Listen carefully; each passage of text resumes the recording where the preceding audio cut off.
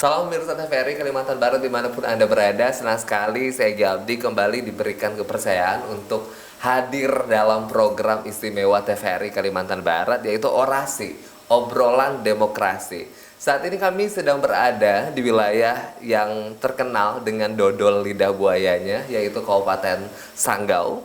Dan spesifiknya saat ini saya sedang berada di TVRI Stasiun Transmisi Sanggau, Jalan Sultan Syahrir, Kecamatan Kapuas, Kabupaten Sanggau.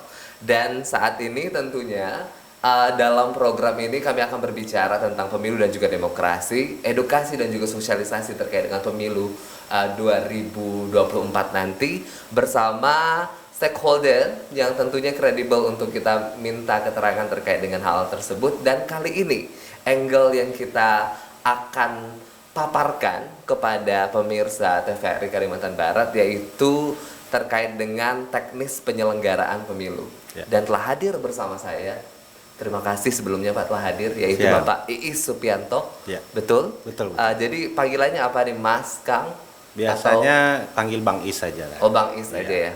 Oke, jadi sebagai koordinator divisi teknis KPU Sanggau. Iya.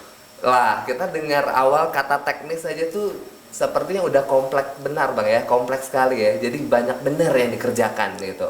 Iya, benar sekali. Kalau kita hitung dari tahapan penyelenggaraan pemilu yang 11 tahapan sesuai dengan Undang-Undang Nomor 7 Tahun 2017 itu, jadi dari 11 tahapan itu ada 6 tahapan yang memang menjadi leading sektornya di divisi teknis. Jadi artinya dari awal sampai ke akhir itu divisi teknis atau kegiatan teknisnya melekat semua di situ. Jadi sekarang nih saya mulai dari tadi kita juga udah sempat ngobrol dikit ya. Kata Bang Iis itu tadi ada kata kuncinya tuh tanya aja. Iya, begitu. Berarti itu pertanda bagus. Jadi kita bisa membawa edukasi dan juga sosialisasi pemilu ke level yang lebih kritis lagi. Betul. Oke, sekarang kita di permukaannya aja dulu Pak. Bang Iis, kita bahas tentang perannya aja dulu. Peran dari Bapak sebagai koordinator divisi teknis KPU Sanggau. Jangan Bapaknya, tetap Bang aja. Abang aja deh, ketuaan banget pembicaraan kita ya. Lanjut. Gimana perannya in general terkait dengan divisi teknis? Baik.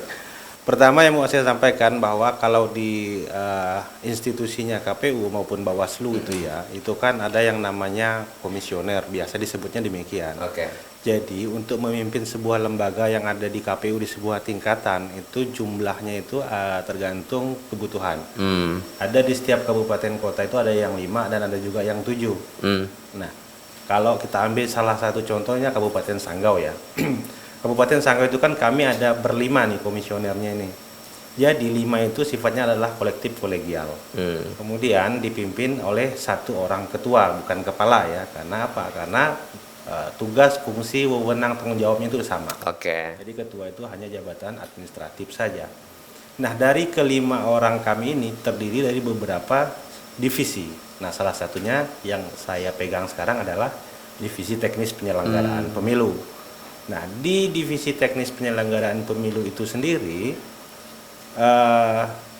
pekerjaan yang diberikan atau yang diamanahkan ke divisi teknis itu mulai dari tahapan awal sampai ke tahapan akhir. Ya, mulai dari pendaftaran partai politiknya itu di divisi teknis juga. Kemudian pendaftaran bakal calon anggota legislatif di situ juga. Dana kampanye di situ sampai ke proses pemungutan dan penghitungan suara. Kemudian lanjut lagi dengan rekapitulasi penghitungan suara sampai nanti terakhir penetapan calon berarti terpilih. Sekarang ini masih heboh-heboh ini ya terkait dengan kita masih pengundian ya? Ya, pengundian. Kalau pengundian untuk itu apa Pak? Maksudnya spesifiknya itu verbnya itu kata kerjanya tuh ngapain gitu loh? Itu perlu kita hal-hal basic ini juga perlu kita suarakan. Betul. Apa itu kata kerjanya tuh ngapain gitu kalau teknis itu? Kalau teknis itu sifatnya pertama penerimaan pelayanan, itu pasti ya untuk pertama kali pelayanan, semuanya demikian. Kemudian pada hal-hal yang bersifat pendaftaran itu melakukan verifikasi. Nah, verifikasi dokumen, verifikasi apakah misalnya kalau kita pendaftaran bakal calon anggota legislatif tadi itu, ya kita memverifikasi apakah calon tersebut layak atau tidak layak untuk dijadikan daftar calon tetap yang untuk dipilih oleh rakyat nanti misalnya. Oke, berarti itu ruang lingkupnya ya. Berarti Ya, tidak kurang sampai lebih demikian. tidak sampai baca mimik, Oh tidak. baca gestur apa itu tidak sampai di Tidak. situ ya. Kita berdasarkan apa yang disampaikan kepada kita berdasarkan ketentuan peraturan perundang-undangan, misalnya yang bersangkutan harus memenuhi persyaratan A, B, C, D dan sebagainya. Salah satu tidak terpenuhi maka tidak kita loloskan. Nah istilahnya Oke. sudah terukur demikian lah. Berarti dari berdasarkan data ini tidak berbeda dari 2019. 2024 juga Sanggau ini mendapat alokasi 40 kursi.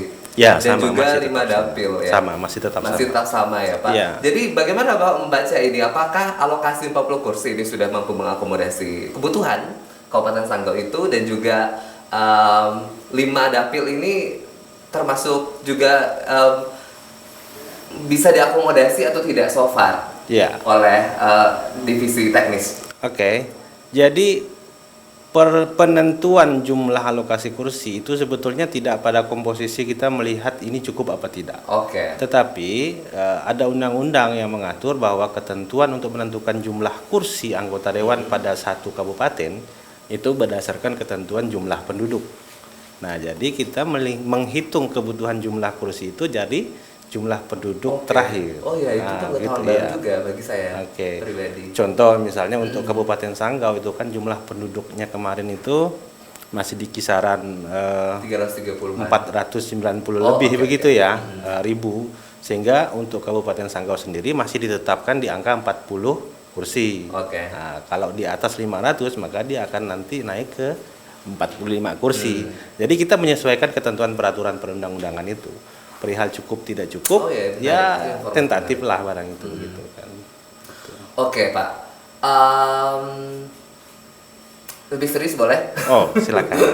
Serius lagi ya. Saya juga ada membaca salah satu research dari KPU langsung, Ya. justru yang mengidentifikasi ada beberapa hal yang perlu dioptimalisasi Oke. dari Kabupaten Sanggau terkait dengan pemilu itu sendiri. Iya. Yang pertama Pak, ini teknis banget, makanya akhirnya saya menempatkan pembahasan ini pada obrolan sekarang. Dan tentunya bisa jadi pelajaran bagi kabupaten lain Ya. dalam rangka untuk meningkatkan kualitas pemilu kita Oke. di 2024. Yang pertama, itu adalah sumber data di Dukcapil yang bisa dibilang perlu kita upgrade lagi ke up to date-nya gitu, sehingga tidak ada pemilih ganda dan juga tidak memenuhi syarat. Oke. Gitu. Ini bagaimana sekarang kiat-kiatnya agar hal-hal tersebut termasuk pemilih ganda dan ada tembusnya pemilih yang tidak memenuhi syarat itu bisa diminimalisasi atau nihil Oke. dalam perhelatan 2024. Baik. Ini. Begini, KPU sekarang sudah mengembangkan sistem aplikasi, namanya sistem aplikasi Sidali. Nah, aplikasi itu memungkinkan data-data yang masuk itu sudah bisa langsung menyisir mana pemilih yang kategorinya di bawah umur, mana pemilih yang kategorinya bukan penduduk setempat, mana pemilih juga yang ganda tadi itu. Jadi sehingga begitu data itu dimasukkan ke dalam sistem, secara otomatis sistem sudah menyisir, oh ini ganda. Cuman tetap karena dia sistem mesinnya, kita pembacaan sistemnya berdasarkan NIK. Jadi kalau misalnya ada data yang masuk, data pemilih kita ini kan tentu sumber dasarnya adalah data DP4 dari Kemendagri. Oke. Nah, begitu data Kemendagri itu masuk ke kita, maka kita dari KPU secara otomatis melakukan pemutakhiran namanya. Pemutakhiran itu kita lakukan kemarin itu melibatkan unsur sampai ke tingkat desa kelurahan, bahkan sampai ke tingkat RT. Ada yang namanya petugas pantarlih pada saat itu. Nah, di situ data-data yang masuk disandingkan kembali, dia masukkan ke dalam sistem. Maka apabila data itu ganda akan terlihat, baik itu ganda antar desa, antar kecamatan, kabupaten, bahkan sampai ke ganda antar luar negeri pun bisa terpantau oleh sistem itu. Jadi 2019 Bapak terlibat juga ya, di dalam 2019 kebetulan saya waktu itu pernah menjadi PPK di tingkat kecamatan yang secara kebetulan juga menangani tentang data pemilih ini. Jadi kalau cerita data pemilih, insya Allah kita sudah sebenarnya jawabannya sudah saya prediksi iya gitu, karena penguasaan bahannya luar biasa nih. Iya, gitu. iya. Dan, tapi ini jadi momentum nih bagi saya untuk membawa pembicaraan kita jauh lebih kritis. Oke. Sekarang itu Pak, kalau misalnya kita bicara tentang tadi Bapak bilang sudah memberdayakan ya komputerisasi lah gitu ya si Dali itu sendiri. Ya bukankah itu juga 2019 juga diberdayakan Pak? Pendekatan khususnya yang sekarang supaya hal tersebut tidak terjadi lagi. Betul. Perbedaannya gitu antara 2019 dan juga 2024 yang Bapak identifikasi. Oke. Secara mekanisme sistem pada dasarnya tidak ada perbedaan, cuman ada peningkatan versi Sidali yang dipakai 2019 dengan versi Sidali yang dipakai sekarang itu jauh lebih disederhanakan. Tapi itu dari sisi sistem mekanisme aplikasi. Nah, pendekatan lainnya yang kita terobos pada saat itu adalah kita mencoba melibatkan seluruh stakeholder masyarakat. Seluruh penyelenggara pemilu kita minta untuk selalu berkoordinasi, baik itu kepada jajaran Bawaslu sebagai pengawas maupun kepada pemerintah daerah sampai ke jajaran terendah, itu sampai ke tingkat RT malah. Jadi data-data tersebut tentu kita sandingkan dengan data-data yang sudah ada. Nah intinya petugas kita yang mendata tidak semerta-merta bekerja di atas meja, tapi juga menembus langsung ke rumah-rumah, door to door, itu yang kita lakukan. Nah yang terakhir, untuk memastikan pekerjaan kita itu sudah benar, maka setiap tahapan penyusunan data pemilih itu selalu kita umumkan. Nah kita umumkan, kita harapkan masyarakat proaktif untuk melihat apakah dia sudah terdaftar atau belum. Nah kalau belum, maka masyarakat bisa mendaftarkan kembali dan kita masukkan kembali, sehingga ya bisa dikatakan harapan kita ya, apabila masyarakat terlibat aktif, maka pemilih khususnya di Kabupaten Sanggau mudah-mudahan tidak ada yang lepas dari pendaftaran.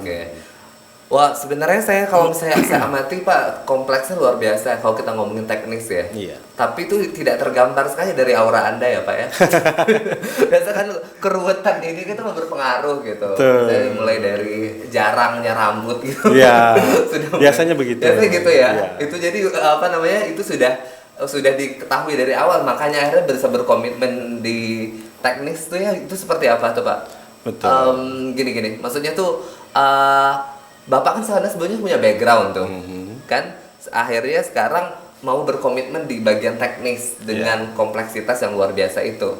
Itu tuh bagaimana Bapak akhirnya saya bisa di sini nih? Pertama mungkin ya karena jam terbang kali ya, jam terbang karena saya jadi penyelenggara pemilu itu mulai dari tahun 2004. Jadi 2004 itu sudah terlibat di dunia kepemiluan. Jadi artinya hal-hal yang bersifat teknis, baik itu dari paling bawahnya sekali, kita sudah paham gitu kan. Nah artinya pada saat kita ditunjuk sebagai koordinator atau ketua divisi teknis, ke kompleksitasan kegiatan di divisi teknis ini memang kita sudah tahu bakal berat. Bayangkan tadi itu kan dari dari 11 tahapan 6 yang harus dikerjakan. Saya juga ini ke 30 menit dikasih waktunya untuk bahas teknis, sebenarnya enggak mungkin ya Pak ya. Coba kita pepet-pepetin di nanti bisa sambung di warung kopi kan. Gampang. Asal saya asal digratisin mau. Siap. Jadi udah lama bener ya ada di ranah kepemimpinan. Jadi pada saat nyebut tadi itu sudah sebelum pertemuan, saya mah ditanya apa aja, aja. Gitu. Wah, Bapak tahu apa yang ada di otak saya? Sasaran empuk nih gitu. Dan saya memang suka demikian. Makanya, ya kan sekarang udah saatnya juga kita tidak bicara di permukaan saja kan. Harus kita bawa ke level yang kritis. Sekarang bicara tentang kritis, Pak. 2019 kita itu punya fenomena yang cukup mencekam terkait dengan beban kerja petugas KPPS, kelompok penyelenggara pemungutan suara. Ini sangat teknis sekali. Bagaimana terkait dengan pemberdayaan petugas di lapangan? Karena berdasarkan catatan gitu, Sanggau juga perlu mengoptimalisasi hal ini sehingga hal tersebut tidak terjadi lagi. Beban kerja petugas, silakan bicara tentang itu. Baik. Secara nasional kita sama-sama tahu, kita semua berduka pada saat itu, dan khusus untuk Kabupaten Sanggau sendiri kita juga ada pada saat itu, kalau saya tak salah jumlahnya yang meninggal itu ada 5, kemudian yang sakit itu sekitar 20-an begitu. Nah, melihat dan berkaca daripada itu, maka KPU beserta seluruh jajaran sampai ke tingkat kabupaten pada saat itu kami intens untuk melakukan pembahasan tentang hal tersebut. Memang didapati bahwa salah satu penyebabnya itu adalah kelelahan. tidak ada unsur lain, memang betul-betul kelelahan. Ya bisa kita bilang tidak seimbang ya antara beban kerja yang diperoleh dengan tenaga ya. Betul. Tenaga secara personal ya. Baik. Nah, oleh karena itu untuk pemilu 2024 formulasinya kita sudah dapat nih supaya kejadian tersebut tidak terulang lagi. Karena kita sudah memetakan piramida puncak permasalahan itu adanya di kelelahan. Oke. Kelelahannya di mana? Kelelahannya pada saat KPPS itu menyalin rangkap untuk berita acara ini C1 itu. baru. Ya. Oh, berarti di situ fokusnya ya, Pak di ya? situ. Berdasarkan Soalnya kalau KPU KPPS itu proses dia pungut hitung dari jam 7 sampai jam 13 itu happy-happy aja. Kemudian pada saat mereka menghitung suara itu happy-happy saja. Oke. Yang menjadi kelelahan ini kan setelah itu dihitung kan harus disalin ke dalam formulir berita acara ya. Rekapitulasi hasil penghitungan suara di TPS itu. Iya. Itu. Nah, penyalinan itu membutuhkan banyak rangkap. Mas bayangkan saja kalau sekarang sekarang itu ada 18 partai politik. Yang partai politiknya saja di satu tingkatan artinya ada 18 rangkap yang harus kita siapkan untuk partai politik. Belum untuk Bawaslu, untuk KPU dan sebagainya. Artinya dalam satu tingkat pemilihan itu ada sekitar 23 rangkap yang kita siapkan. Kali 5 pemilihan. Berapa capeknya barang itu kan? Iya. Oleh karena itu sekarang KPU melalui peraturan KPU sudah merencanakan untuk melakukan penyederhanaan formulir dan penyederhanaan mekanisme. Nah, misalnya efektivitasnya bagaimana? Ya, sangat efektif sekali dari sisi tenaga, dari sisi waktu pasti, karena kita sedang merencanakan untuk penyalinan itu kita tidak manual lagi. Jadi aturan itu sudah memperbolehkan untuk dilakukan scan atau fotokopi, sehingga KPPS hanya dibebankan menulis satu rangkap saja. Sisanya boleh di scan, boleh difotokopi, di print out, boleh dibagikan kepada masing-masing saksi. Itu faktor terbesarnya, Pak ya? Iya, itu. Dan itu terjadi pada semua wilayah kah sama atau semua wilayah demikian? Karena beban pekerjaan yang diberikan itu kan sama ya. Dalam satu KPPS itu wajib menyalin sekian rangkap begitu yang menyebabkan. Karena ini penting juga kita tekankan ya, khawatirnya nanti kita kekurangan human resources, sumber daya manusia untuk bisa bergabung dalam kontestasi pemilu ya. Karena kita perlu partisipasi itu ya. Bicara tentang partisipasi sekarang, Pak. Kita masih ada waktu untuk membedah satu persatu gitu berkaitan dengan teknis. Kita buka data BPS, Sanggau itu saya nilai bagus, tergolong bagus gitu, 81,05% menggunakan hak pilih, kurang lebih dengan Sintang dan juga Kapuasulu, tapi lebih tinggi dibanding mereka. Pemilu yang 2019 ya? 2019, kita berkaca dari, kita komparasikan dengan hal itu. Ini cukup bagus, tapi tentu perlu kita optimalkan. Biar bisa ya sama kayak Landak dan sebagainya, bisa menyentuh angka 90%. Nah, itu bagaimana sekarang kiat dari Bapak sebagai divisi teknis untuk bisa mengoptimalisasi that number, nomor itu? Ya, kalau untuk divisi, kalau untuk urusan di data pemilih itu sebetulnya leading sektornya ada divisi tersendiri ya, divisi perencanaan data dan informasi namanya. Tetapi tadi saya katakan bahwa divisi itu hanya penamaan saja, tapi sifat pekerjaan itu kolektif, kolegial. Nah, artinya seluruh kami terlibat dalam hal itu. Karena satu dan lainnya itu saling menunjang. Nah, strategi yang kami lakukan untuk meningkatkan partisipasi pemilih, tentu dengan melakukan sosialisasi yang masif. Kemudian tadi itu pendataan data pemilih yang lebih akurat. Itu kuncinya. Pendataan data pemilih lebih akurat. Ya, bayangkan kalau misalnya data pemilih kita tidak akurat nih. Di satu TPS ada gandanya 10 misalnya dari 100 orang. Nah, artinya kan kalau dia ganda 10 hilang, nanti tidak mungkin 100% di sini. Nah, jadi itu sudah mengurangi tingkat partisipasi pemilih tadi itu. Nah, kemudian kita tentu bekerja sama dengan seluruh stakeholder masyarakat, stakeholder pemerintah tentunya yang dalam hal ini mendukung seluruh fasilitasi kegiatan kita di lapangan. Gitu. Ya, refleksi ke depan, yakinkah 81,05% itu bisa dioptimalkan? Ya. Kalau kemarin 2019 kan target nasional itu 76%. Oh begitu Pak. Berarti kita di Kabupaten Sanggau sudah mampu 81%. Gitu. Nah memang target kita ke depan tentu harus lebih dari yang sekarang. Demikian. Tadi Bapak nyebut kata ini juga, nyebut kata sinergitas dengan stakeholder.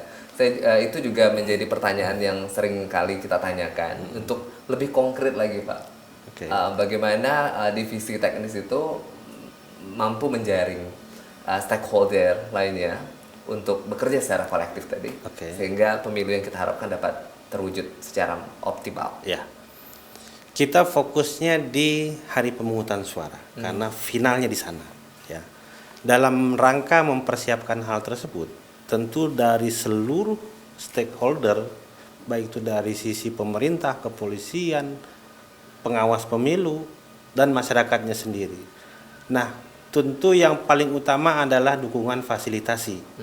Dukungan fasilitasi itu sendiri tentu yang kita dapatkan pasti dari unsur pemerintah, ya, dan itu sudah kita komunikasikan. Oke. Misalnya dalam keperluan untuk penempatan gudang untuk kita melakukan proses pelipatan dan pengepakan kotak suara. Tentu kalau kapasitas KPU terbatas, paling hanya mampu sewa gudangnya kecil-kecil saja.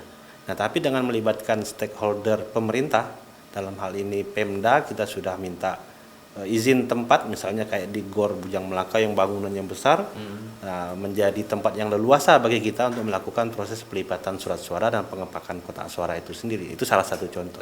Yang kedua yang paling konkret tentu di bidang keamanan. Nah, dengan pihak Polres Sanggau kita juga sudah melakukan perjanjian kerjasama terkait bagaimana mekanisme pengamanan di TPS sampai ke proses rekapitulasi penghitungan suaranya. Itu yang sudah kita lakukan. Oke, sekarang ini kita masih belum berada pada riak yang lebih menyeruak gitu, karena ini masih pas nomor urut ya. Nanti setelah ini kan akan kampanye. Betul. Muncul banyak mungkin saja blunder dan seterusnya yang akan diakomodasi sedemikian rupa sehingga juga di dunia maya akan terjaring banyak sekali produk hoax dan seterusnya. Ini bagaimana Bapak dari divisi teknis itu bisa mengantisipasi seluruh hal-hal yang bisa kita bilang kita hindari lah dalam pemilu 2024 ini. Baik, Mas. Jadi gini, tentu seluruh daripada itu kuncinya ada sosialisasi. Pasti ya. Itu kunci utama. Nah, yang kedua, kita selalu menyampaikan kepada masyarakat terhadap berita-berita yang datang, terhadap informasi-informasi yang diterima, itu selalu di cross check terlebih dahulu kebenarannya dengan cara satu, silakan buka media sosialnya KPU yang resmi atau website KPU yang resmi. Semua informasi pasti ada di situ. Yang kedua, tentu dengan dukungan teman-teman media, baik itu media elektronik cetak yang sering kita bekerja sama dengan kita, itu juga menjadi salah satu sumber bagi kita untuk menyampaikan mana yang benar, yang mana yang salah. Jadi istilahnya proses klarifikasi yang kita sampaikan terhadap berita-berita yang tidak benar itu biasanya kita sampaikan di situ gitu. Makanya dukungan teman-teman media sangat luar biasa khususnya untuk KPU Kabupaten Sanggau. Masih banyak hal yang perlu kita bahas lagi, Pak. Tapi mungkin di akhir-akhir ini yang menjadi isu menarik juga adalah pemilih pemula gitu. Nah, sekarang strateginya nih bagi Bapak dan juga divisi teknis, teman-teman divisi teknis lainnya untuk bisa akhirnya tidak hanya meningkatkan literasi politik mereka, tapi akhirnya juga mereka terpantik untuk berpartisipasi. Bahkan kita berharap kritis untuk bisa mengelaborasi atau menggarap isu-isu politik di tanah air. Sejauh ini yang sudah kita lakukan, program-program yang sudah kita lakukan itu, pertama karena yang paling dekat itu kan pasti pemilih pemula itu usia-usia anak SMA yang kelas 3-an, anak-anak kuliahan. Nah, untuk di Sanggau itu sendiri ada beberapa perguruan tinggi yang sudah beberapa kali kita libatkan bahkan di dalam kegiatan sosialisasi kita, bahkan kita ada yang namanya program Ghost to Campus. Nah, program Ghost to Campus itu selalu kita memberikan pemahaman-pemahaman kepada anak-anak pemula itu tadi untuk bagaimana supaya berpikir kritis pertama tadi itu. Yang kedua ya bisa sebagai agen daripada KPU itu sendiri untuk menyampaikan informasi-informasi, bahkan untuk mengajak teman-teman yang lain atau bahkan orang-orang di sekelilingnya untuk tetap datang pada hari pemungutan suara, jangan sampai golput begitu. Menurut Bapak nih, menurut pandangan kalian sudah melakukan agenda-agenda itu, Ghost to Campus dan seterusnya. Bagaimana sejauh ini masyarakat Kabupaten Sanggau, kaum Gen Z, milenial terutama dalam berpolitik dan juga mengikuti dinamika politik yang sekarang ini? Sudah sampai taraf kritis kah atau masih perlu dioptimalkan banyak gitu? Untuk Kabupaten Sanggau itu sendiri, untuk kaum muda, partisipasi sampai ke sana itu agak masih kurang ya. Berbeda dengan mungkin yang di daerah-daerah Jawa sana. Nah di daerah kita ini kan pada dasarnya target kita itu sebetulnya dua saja. Memberikan pendidikan politik sama mereka, dan yang kedua bisa sebagai agen. Sebelum lanjutkan, saya suka sama kejujurannya Pak. Iya, kita harus jujur dalam hal gitu itu. Ya. Jadi jujur ini saya suka. Iya. Kita harus jujur karena dari kejujuran itu nanti kebijakan berikutnya akan diambil. Betul, kan gitu. Ya. Kalau kita tak jujur, kebijakan berikutnya ngawur. Itu jadi acuan ya, betul, supaya kita bisa meningkatkan kualitas ya, di berbagai sektor. Itu dia. Jadi partisipasi kaum muda kita atau kaum milenial kita untuk berpikir kritis untuk hal-hal yang sifat pemilu itu ya agak masih kurang lah kalau di tempat kita ya. Tapi itu rawan juga sebenarnya. Rawan kenapa? Bisa jadi anak-anak muda sekarang yang berpikirnya tidak kritis itu bahkan mudah untuk disusupi dengan informasi-informasi yang tidak benar. Main share-share saja misalnya kan, dapat informasi dari mana sampai sini share ke sana, belum tentu ditelitinya sebenarnya. Itu bahayanya sebenarnya. Kritis berlebihan juga bahaya juga. Bahaya juga. Kritis kalau pada polanya nggak masalah kita kan. Iya. Karena juga susah nanti pada akhirnya ininya Pak ya. Kalau kayak di Jawa kita lihat dia punya suhu tuh kan ya sedap-sedap, ngeri-ngeri sedap juga ya. Jadi bagaimana cara kita ngatur porsinya itu biar tepat gitu, kritis pada tataran yang tepat ya. Nah sekarang itu Pak, mungkin terakhir biasanya itu ini juga saya tanyakan di berbagai stakeholder, karena kami juga ada agenda ke berbagai kabupaten di berbagai stakeholder yang berbeda-beda nih. Ini menariknya dari program Orasi. Jadi biasanya kita tahu persis bahwa regulasi itu di tingkat atas itu selalu bersifat umum ya. Kita punya kebutuhan beda-beda loh Pak. Setiap wilayah itu punya kebutuhan beda-beda. Permasalahannya beda-beda. Dari segi divisi teknis, bagaimana pada akhirnya bisa memunculkan sisi kreatif dan juga inovatif sehingga semua kebijakan-kebijakan yang ada di divisi teknis itu bisa menyesuaikan dengan kebutuhan dari Kabupaten Sanggau. Pertama untuk di KPU kita bedakan dua tahapan dulu Mas ya. Pertama tahapan pilkada, yang kedua tahapan pemilu. Nah karena KPU ini adalah lembaga yang bersifat hierarkis, artinya menjalankan seluruh keputusan pusat. Suka tidak suka, mau tidak mau, senang tidak senang. Artinya apa? Tinggal kita yang menyesuaikan di bawah sini. Itu kalau dari sisi pemilu. Nah, tapi biasanya untuk pembuatan regulasi-regulasi yang dilakukan oleh KPU pusat selalu melibatkan kita juga di bawah. Misalnya kalau rancangan PKPU-nya sudah jadi, kemudian diturunkan kepada kita di seluruh kabupaten kota untuk dilakukan pengujian juga biasanya, dan kita diberikan kesempatan untuk bukan mengkoreksi tapi menilai, memberikan masukan lah intinya demikian. Nah berbeda kalau dengan pilkada. Nah pilkada itu sendiri walaupun KPU itu bersifat hierarkis, tapi KPU diberi kewenangan secara undang-undang itu boleh membuat aturan tersendiri tentang pelaksanaan pilkada itu sendiri. Nah itu biasanya yang harus kita sesuaikan dengan kebutuhan setempat kita. Gitu. Berarti sejauh ini semuanya masih aman terkendali ya Pak? Masih aman. Atau apa yang sekarang ini yang sejauh ini dari tahapan-tahapan pemilu yang di bagian teknis tuh yang kayak merasa ada permasalahan khusus nih gitu, kendala-kendala berarti gitu? Ya pastinya tadi itu ya, dari sisi peraturan tentang pemungutan dan penghitungan suara. Nah, itu pasti karena memang ya, Pak, ya? Kalau kita bandingkan dengan permasalahan di Jawa, tentu sangat jauh sekali permasalahan kita sini. Satu, karena memang salah satunya ya dari sisi geografis. Bayangkan saja kalau kita distribusi logistiknya mau disamakan sama Jawa waktunya, kan tidak mungkin. Nah kita sedangkan masih ke ujung-ujung daerah, harus melewati gunung, melewati lembah dan sebagainya, nyebrangin sungai. Nah kalau misalnya di Jawa kan tentu berangkat dari gudang langsung misalnya gitu kan, Nah, kalau kita makanya regulasi itu yang kita beberapa kali kita berikan masukan untuk lakukan penyesuaian masalah waktu. Iya, karena kita manusia Pak, bukan jahatori Iya, ya. Lewati betul. gunung, lewati Nah, rempah, itu ya. setuju. Itu jadi masalah khusus. Banyak sekali Pak, banyak sekali sebenarnya yang ingin ditanyakan ya. Iya. Tapi tadi Bapak janjikan saya apa tadi di warung kopi ya. Boleh. Jadi nanti pesannya tidak kopi susu tapi jus Pemilu. Jus alpukat aman ya Pak ya. Jus pemilu. Pesan kentang juga boleh ya.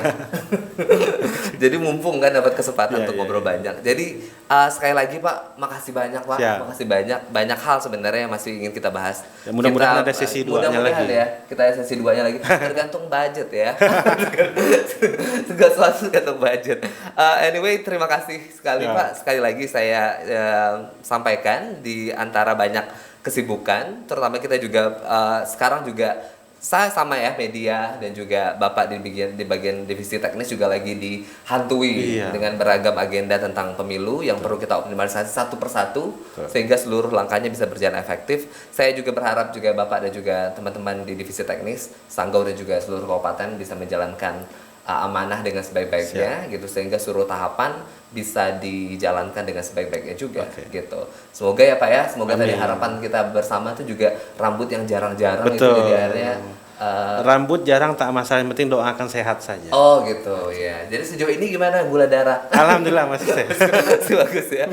Oke Pak, terima kasih sekali lagi atas kebersamaannya dan kami akan terus melanjutkan obrolan terkait dengan pemilu dan juga demokrasi di berbagai aspek dari pemilu dan tentunya terima kasih atas kebersamaan Anda. Saya Gyapdi dan juga Bapak Iis Supianto. Siap.